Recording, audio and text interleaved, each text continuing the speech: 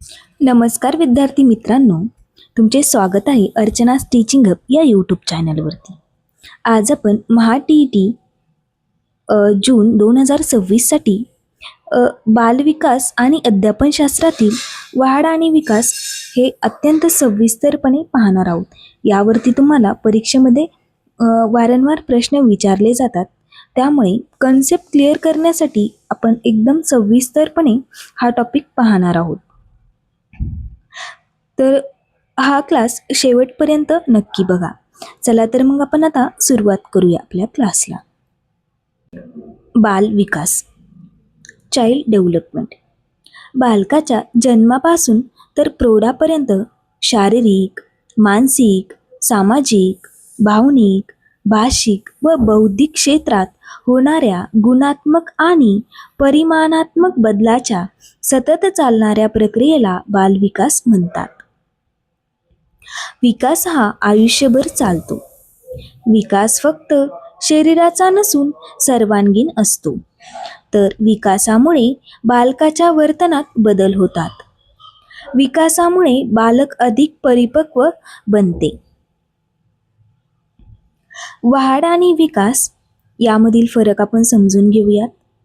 वाढ म्हणजेच ग्रोथ आणि विकास म्हणजेच डेव्हलपमेंट. वाढ ही शरीराच्या आकारात वाढ, तर विकास हा सर्वांगीण बदल. वाढ परिमाणात्मक बदल, तर विकास गुणात्मक आणि परिमाणात्मक बदल हा दोन्ही. तर वाढ ही उंची, वजन यामध्ये वाढते, तर विकास विचार, भावना, वर्तन, बदल. वाढ ही मर्यादित काळापर्यंतच असते, तर विकास हा आयुष्यभर चालणारी प्रक्रिया आहे. वाढ मोजता येते, तर विकास हा पूर्णपणे मोजता येत नाही. आता आपण विकासाची तत्वे बघूयात. त्यामध्ये विकास सतत चालणारी प्रक्रिया आहे. विकास जन्मापासून ते मृत्यूपर्यंत चालतो. विकास हा अचानक थांबत नाही. बालक चालायला शिकल्यावरही त्याच्या भाषिक व सामाजिक विकासाची प्रक्रिया सुरूच राहते. विकास क्रमवार होतो. विकास ठराविक क्रमाने होत असतो. प्रत्येक टप्प्यामागील टप्प्यावर आधारित विकास असतो.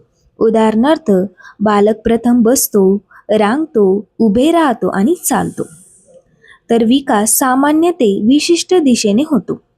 सुरुवातीला बालक सामान्य हालचाली करते, नंतर विशिष्ट व नियंत्रित हालचाली शिकते. उदाहरणार्थ, सुरुवातीला संपूर्ण हात हलवतो, नंतर पेन्सिल पकडतो. विकासाचे विविध पैलू परस्पर संबंधित असतात. शारीरिक, मानसिक, सामाजिक, भावनिक विकास एकमेकांशी जोडलेले असतात. उदाहरणार्थ, शारीरिक कमजोरीमुळे आत्मविश्वास कमी होऊ शकतो. प्रत्येक बालकाचा विकास वेगळा असतो. प्रत्येक मुलाची गती, आवड, क्षमता वेगवेगळी असते. उदाहरणार्थ, काही मुले लवकर बोलतात तर काही उशिरा बोलतात. विकासाची दिशा निश्चित असते. म्हणजे विकास हा दोमुखी तत्व म्हणजे सेफार्डिकल प्रिन्सिपल, जसे की विकास डोक्याकडून पायाकडे होतो. उदाहरणार्थ, बालक प्रथम डोके नियंत्रित करतो आणि नंतर पाय. निकट दूर तत्व म्हणजे प्रॉक्सिमो डिस्टल प्रिन्सिपल, म्हणजे विकास शरीराच्या मध्यभागातून बाह्य भागाकडे होतो. उदाहरणार्थ, बालक प्रथम खांदे नियंत्रित करतो, नंतर बोटे. आता आपण विकासावर परिणाम करणारे घटक बघूयात, ज्यामध्ये अनुवंशिकता म्हणजेच हेरिडिटी. अनुवंशिकता ही आई वडिलांकडून मिळणारे गुण असतात, जसे की उंची, रंग, बुद्धिमत्ता. वातावरण हा एक विकासावर परिणाम करणारा महत्त्वाचा घटक आहे, ज्यामध्ये कुटुंब, शाळा, समाज, मित्रपरिवार. त्यानंतर पोषण, योग्य आहारामुळे चांगला विकास होतो. आरोग्य, निरोगी शरीरामुळे विकास वेगाने होत असतो. शिक्षण, योग्य शिक्षणामुळे बौद्धिक विकास वाढतो. आता आपण विकासाच्या अवस्था स्टेप बाय स्टेप बघूया, म्हणजे स्टेजेस ऑफ डेव्हलपमेंट, ज्यामध्ये पहिली स्टेज शेषावस्था म्हणजेच इन्फन्सी ती 0 ते 2 वर्षापर्यंत असते. शेष अवस्थेची वैशिष्ट्ये आता आपण बघूयात. शेष अवस्थेमध्ये सर्वात जलद शारीरिक विकास होतो. यामध्ये चालणे, बोलणे शिकते. आईवर पूर्ण अवलंबित्व असते मुलांचे. संवेदनाचा विकास यामध्ये होतो. यामध्ये महत्त्वाचे बदल दिसून येतात, जसे की दात येणे, वस्तू पकडणे, आवाज ओळखणे. शिक्षक व पालकाची भूमिका: प्रेम, सुरक्षितता देणे, योग्य पोषण देणे, संवाद साधणे. त्यानंतर 2 पूर्व बाल्यावस्था म्हणजेच अर्ली चाइल्डहुड 2 ते 6 वर्ष. या अवस्थेचे वैशिष्ट्य आहेत खेळायचे वय म्हणून ही अवस्था ला ओळखले जाते. यामध्ये भाषा विकास हा जलद होतो. कल्पनाशक्ती वाढते, प्रश्न विचारण्याची सवय या अवस्थेत मुलांना लागतात. मानसिक वैशिष्ट्ये म्हणजेच अनुकरण करणे, जिज्ञासा, स्वकेंद्रित विचार या अवस्थेमध्ये विकसित होतात. सामाजिक वैशिष्ट्ये: मित्र बनवणे सुरू होते, समूह खेळ आवडायला लागतात मुलांना. या अवस्थेत शिक्षकाची भूमिका ही खेळातून शिक्षण, सकारात्मक प्रोत्साहन, कृती आधारित अध्यापन. उत्तर बाल्य अवस्था म्हणजेच लेट चाइल्डहुड 6 ते 12 वर्ष. या अवस्थेचे वैशिष्ट्य आहेत शालेय जीवन महत्त्वाचे असते, बौद्धिक विकास वाढतो या अवस्थेमध्ये, तर्कशक्ती विकसित होते, नियम समजायला लागतात. सामाजिक विकास: समूह भावना, स्पर्धा, मैत्री दृढ होते. भावनिक विकास: यामध्ये भावना नियंत्रण शिकतो, आत्मविश्वास वाढतो. शिक्षकाची भूमिका: सहकार्यात्मक शिक्षण, प्रकल्प पद्धती, नैतिक मूल्ये विकसित करणे. नंबर 4 आणि शेवटची किशोरावस्था अडॉलसन म्हणजेच 12 ते 18 वर्ष. या अवस्थेची वैशिष्ट्ये आहेत संक्रमणाचा काळ, बालकांपासून प्रौढत्वाकडे प्रवास, शारीरिक बदल यामध्ये उंची वाढ, हार्मोनल बदल, लैंगिक परिपक्वता. मानसिक बदल: स्वतंत्र विचार, निर्णय क्षमता, कल्पनाशक्ती. भावनिक वैशिष्ट्ये: भावनिक अस्थिरता, आत्मसन्मानाची गरज.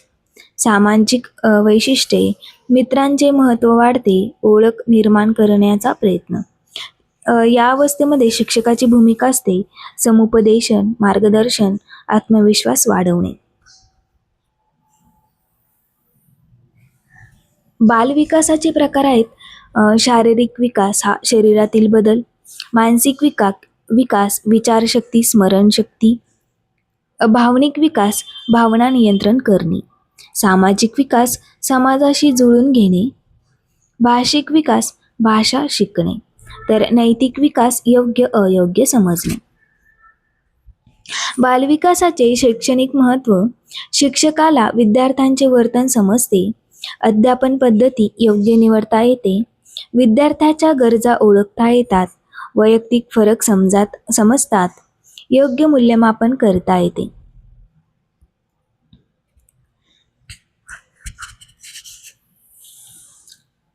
विकास हा सतत चालणारा बदल आहे.